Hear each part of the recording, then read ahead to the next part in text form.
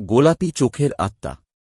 শিমুলপুর গ্রামের পাশের জঙ্গলটি ছিল অন্ধকার এবং নির্জন, যেখানে কেউ রাতের বেলা কখনো পা রাখতে চাইত না।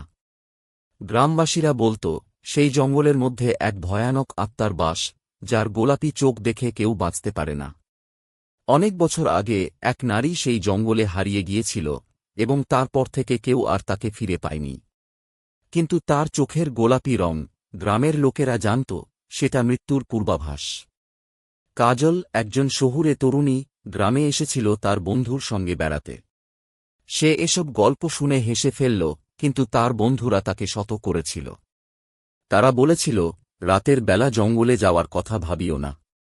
তবে কাজল সাহসী ছিল, তাই একদিন সন্ধ্যার পর সে ঠিক করল, জঙ্গলে গিয়ে সে এই রহস্য উদ্ঘাটন করবে।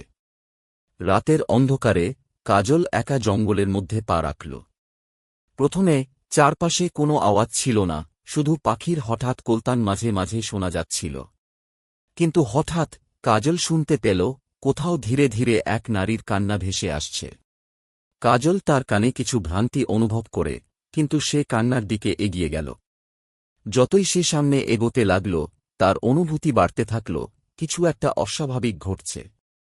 হঠাৎ সে দেখতে পেল একটি নারীর মুখ তার সামনে।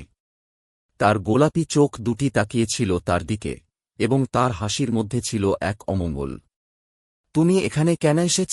নারীর কণ্ঠ সুমধুর হলেও তাতে এক ভয়ঙ্কর শীতলতা ছিল। কাজল ভয় পেয়ে পিছনে সরে যেতে চেষ্টা করল, কিন্তু তার পা মাটিতে আটকে গেল। নারীর গোলাপি চোখ আরও জ্বলজ্বলে হয়ে উঠল, এবং সে ধীরে ধীরে কাজলের কাছে এগিয়ে আসতে লাগল। কাজল কিছুই করতে পারছিল না। তার সামনে সেই নারী আসছিল, এবং তার চোখের আলোতে পুরো জঙ্গল যেন জীবন্ত হয়ে উঠেছিল। কিছুক্ষণের মধ্যে কাজল চোখের সামনে কিছু দেখল না, তার শরীরের সমস্ত শক্তি যেন হারিয়ে গিয়েছিল। অপরাহ্নে গ্রামের লোকেরা কাজলের খোঁজে বেরিয়ে গেল, তবে তারা তাকে খুঁজে পেল না। শুধু তার চোখের গোলাপি ছায়া ঘুরে বেড়াচ্ছিল, যেন সে আর ফিরে আসতে পারবে না। গ্রামবাসীরা জানত, যারা গোলাপি চোখের আত্মাকে দেখে, তারা চিরকাল তার সঙ্গী হয়ে যায়।